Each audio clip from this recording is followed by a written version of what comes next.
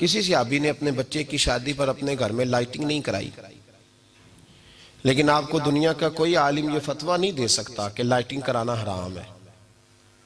आप शादी के मौके पे सारी गली सजा लो, आप सारी छतों पे लाइटिंग करा लो, कोई आदमी ये आपको फतवा नहीं दे सकता कि शादी के मौके पर लाइटिंग कराना जायज नहीं।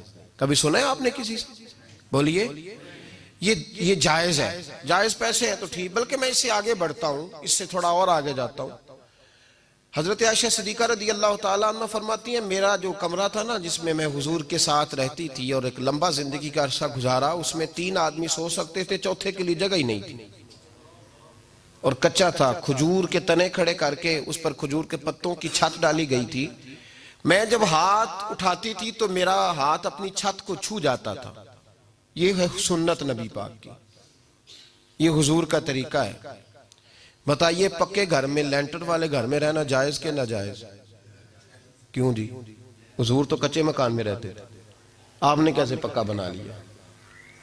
अल्लाह के महबूब अली दीन को उसकी असल बात में समझें। आप ऐसा ना करें जिसमें इंतशार और उम्मत तकसीम हो, उसका असल मिजाज देखें। मेहंदी के मौके पे अगर कोई आदमी 6 देगे दाल चावल की पकाता है तो मना नहीं, जायज पैसों से पकाए। उन्हें लाइटिंग लगवाई, कोई मना नहीं। सारे मोहल्ले को खाना खिलाया, कोई मना नहीं। बल्कि नबी पाक ने फरमाया बेहतरीन मुसलमान ही वो है जो सलाम पहले ले और रोटी ज्यादा खिलाए, तो बेहतरीन मुसलमान है। नाजायज क्या है? नाजायज है शादी के मौके पर बैंड बाजा बजाना, उसमें रक्स करना, उसमें भंगड़े डालना, औरतों मर्दों का इख्तलात होना, औरतों की मूवी बनाना, ये चीजें नाजायज है। तो जो नाजायज है उस पर पाबंदी लगाई जाएगी, जो जायज है उसके बारे में ये कहा जाएगा कि भाई एहतियात की जाए, सुन्नत की तरफ देखा जाए तो बेहतर यही है।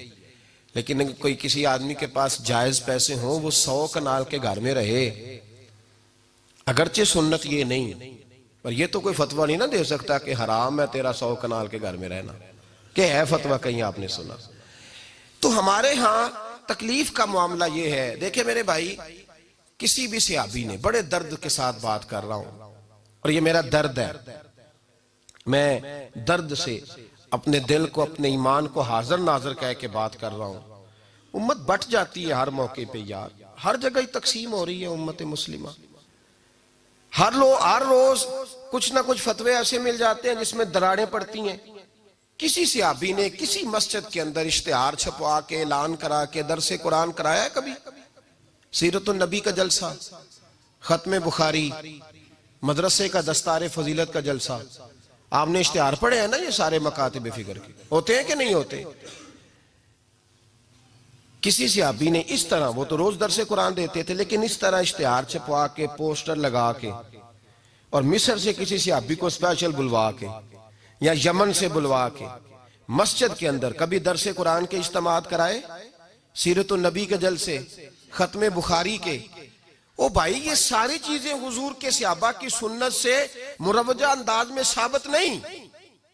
मुझे बता मेरे भाई, मैं दर्द के साथ तुझसे सवाल करता हूं कि सीरतुन नबी के जलसे में तू पेशावर से मौलाना बुलाए, पिंडी से बुलाए, तू गुजरात और कराची से लोगों को बुला करके अगर सीरत का जलसा कराए और तू उसमें एक आदमी को कराची से बुलवाया जा रहा है तो तूने उसको 20,000 की टिकट भी दी और इश्तिहार पे भी जलसे पे खर्च हुआ, फिर लंगर भी पका, खाना भी तूने खिलाया, ना तुझे कोई बेवा याद आई, ना तुझे कोई मिस्कीन याद आया, ना तुझे कोई गरीब याद आया। हालांकि कहना चाहिए था ना, ये जो लाख रुपया लग रहा है किसी बेवा की खिदमत कर देनी चाहिए, यतीम को दे देना चाहिए। दर्द के साथ बात कर। सवाल मेरा ये है कि वही काम जो सीरत के जलसे में होते हैं, पहले तिलावत होती है, फिर नात होती है, फिर किसी आलिम का बयान होता है, वही काम सिर्फ नाम बदल के किया जाए, ईद मिलादुन नबी नाम रखा जाए सल्लल्लाहु अलैहि वसल्लम। ये मैं आपके ज़हनों पर दस्तक दे रहा हूं, तकरीर नहीं कर रहा, सिर्फ दस्तक दे रहा। ओ भाई देखो, एक आदमी वही काम नाम बदल के करे तो जायज है, और अगर उसमें नबी पाक के मिलाद का नाम रख लिया जाए या नात का नाम रख लिया जाए तो फिर मुझे इजाजत दे मैं तुझसे सवाल करूं कि सिर्फ तुझे हुजूर की तारीफ पूरी लगती है? फिर मुझे इजाजत दे कि मैं तुझसे पूछूं कि सिर्फ तुझे नात अच्छी नहीं लगती? फिर मुझे इजाजत दे कि मैं तुझसे पूछूं कि तुझे सिर्फ रसूलुल्लाह के कसीदे अच्छे नहीं लगते?